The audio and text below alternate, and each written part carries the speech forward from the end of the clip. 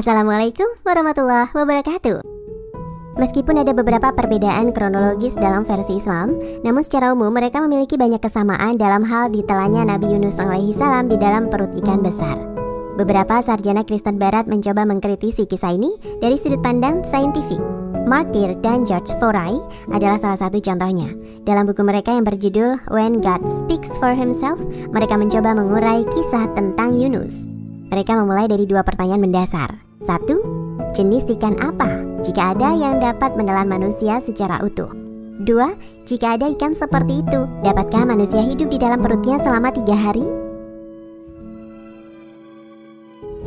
Mereka kemudian menjelaskan bahwa paus berpotensi cukup besar untuk menjadi kandidat, dan tentu saja paus bukanlah ikan. Mereka adalah mamalia. Ada 2 jenis utama paus sebalin atau paus besar dan paus narwal atau paus bertanduk. Paus balin memiliki mulut yang sangat besar dan memakan krill, sejenis udang kecil, tetapi diameter tenggorokannya hanya beberapa inci. Paus narwal atau Odontocentus memiliki gigi pengiris dan tenggorokan yang cukup besar untuk menelan potongan ikan dan cumi-cumi besar. Namun sebagian besar mulut mereka terlalu kecil untuk dapat menelan manusia secara utuh, kecuali paus sperma dan paus berardius, paus raksasa berparuh. Namun karena paus berardius hanya hidup di wilayah kutub, dan sementara paus sperma dapat ditemukan di mana saja di 7 lautan termasuk Mediterania Timur, maka mereka menjadi kandidat utama.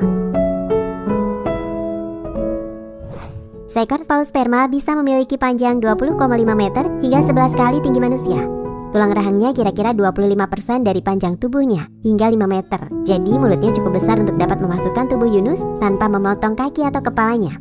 Tenggorokannya juga cukup besar bagi Yunus untuk dilewati selama tubuhnya tidak terlalu besar. Makanan kesukaan paus sperma adalah cumi-cumi raksasa dan cumi-cumi kolosal yang hidupnya hingga 3 km di bawah permukaan laut. Makhluk-makhluk ini dapat memiliki panjang hingga 13 meter.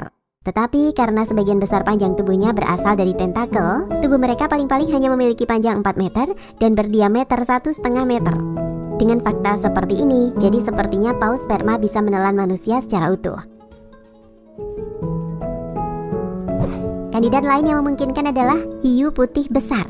Namun siapapun itu, baik hiu maupun paus, di dalam perut keduanya tidak ditemukan oksigen. Bagaimana bisa manusia bertahan di dalamnya tanpa oksigen? Hal lainnya adalah, seandainya ada oksigen di dalam perut ikan, bagaimana bisa Yunus bertahan tanpa tercerna oleh asam lambung dan proses pencernaan? Pada akhirnya, kedua sarjana ini juga mengembalikan kisah tentang Yunus ke dalam keimanan mereka, yaitu keajaiban dari mukjizat Tuhan. Bahwa menurut mereka, mungkin saja Tuhan sengaja mempersiapkan ikan ajaib yang mampu menyediakan kehidupan bagi Yunus di dalam perutnya. Menurut tim penyusun tafsir Al-Muntakhab, ada 2 kemungkinan mengapa peristiwa itu dapat terjadi. Pertama, bisa jadi ikan hiu itu termasuk jenis hiu besar bersirip tak bergigi seperti yang terdapat di Laut Tengah. Panjangnya bisa mencapai sekitar 20 meter.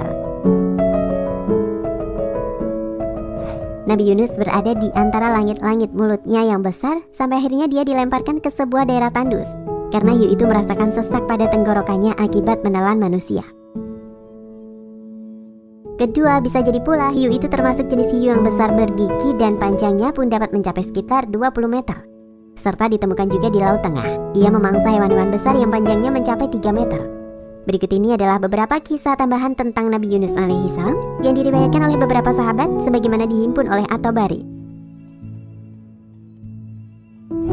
Ibnu Mas'ud yang mengisahkan kepada kami kisah Nabi Yunus di Baitul Mal.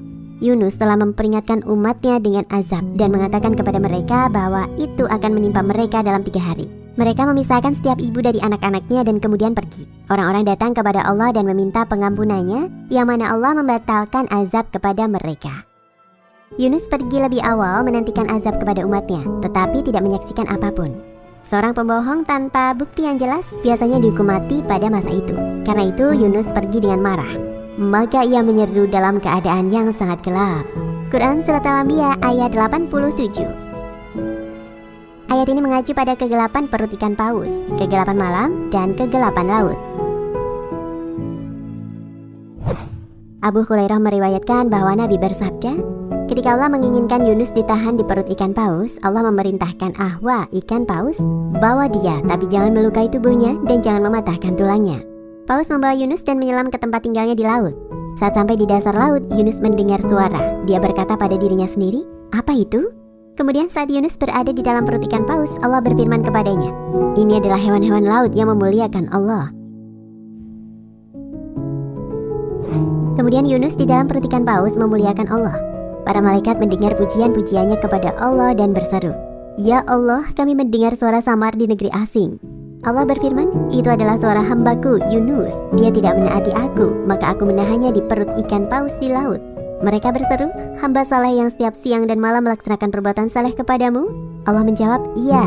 Mendengar ini mereka menengahi Yunus. Paus kemudian diperintahkan untuk memuntahkannya ke pantai, seperti yang Allah katakan, sedang dia dalam keadaan sakit. Quran Surat As-Saffat ayat 145. Sakitnya yang digambarkan dalam Al-Quran bagikan bayi yang baru lahir. Ketika paus memuntahkannya ke pantai, tubuh dan tulangnya telanjang.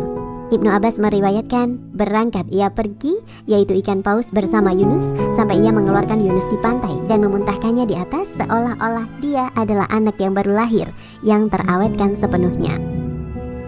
Abu Hurairah meriwayatkan, dia dikeluarkan dalam keadaan telanjang, dan Allah menjadikan tumbuhan penutup yaktinah untuk tumbuh di atasnya. Kami berkata, "Wahai Abu Hurairah, apa tumbuhan penutup itu?" Dia menjawab, "Pohon labu." Allah menyiapkan untuknya rusa betina dan hewan lain yang memakan rumput di bumi atau rerumputan yang lembut. Mereka akan berkeliaran di sekitarnya dan memuaskan dahaganya dengan susu mereka setiap sore dan pagi sampai ia tumbuh.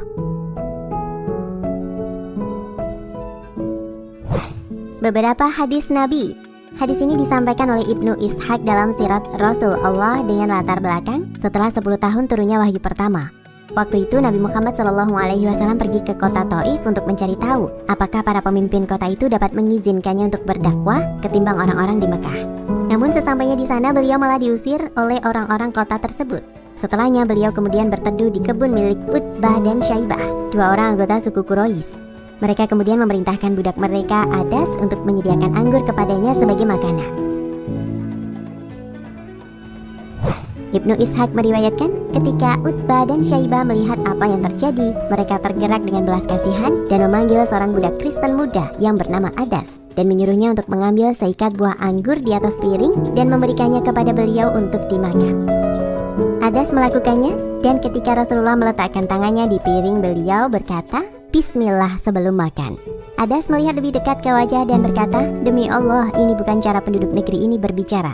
Rasulullah lalu bertanya, "Lalu engkau dari negeri mana, wahai Adas, dan apa agamamu?" Dia menjawab bahwa dia adalah seorang Kristen dan berasal dari Niniwe, dari kota orang yang saleh, Yunus bin Matta, kata Rasulullah. "Tapi bagaimana engkau dapat tahu tentangnya?" tanya Adas. "Dia adalah saudaraku, dia adalah seorang nabi, dan aku juga seorang nabi," jawab Rasulullah. Adas menunduk kepadanya dan mencium kepala, tangan, dan kakinya. Kedua saudara itu melihat dan salah satunya berkata kepada yang lainnya, "Dia sudah mencemari budakmu." Dan ketika Adas kembali, mereka berkata kepadanya, "Dasar kampungan, mengapa engkau mencium kepala, tangan, dan kaki orang itu?" Dia menjawab bahwa dia adalah orang terbaik di negeri ini yang telah memberitahunya hal-hal yang hanya bisa diketahui oleh seorang nabi. Mereka menjawab, "Dasar, jangan biarkan dia merayumu dari agamamu, karena itu agama Kristen lebih baik dari agamanya." Dalam hadis lainnya, Ibnu Katsir dalam Qisas Al-Anbiya meriwayatkan bahwa Nabi bersabda, "Tidak sepatutnya seorang hamba berkata, aku lebih baik dari Yunus bin Matta." Hadis riwayat Bukhari nomor 3144.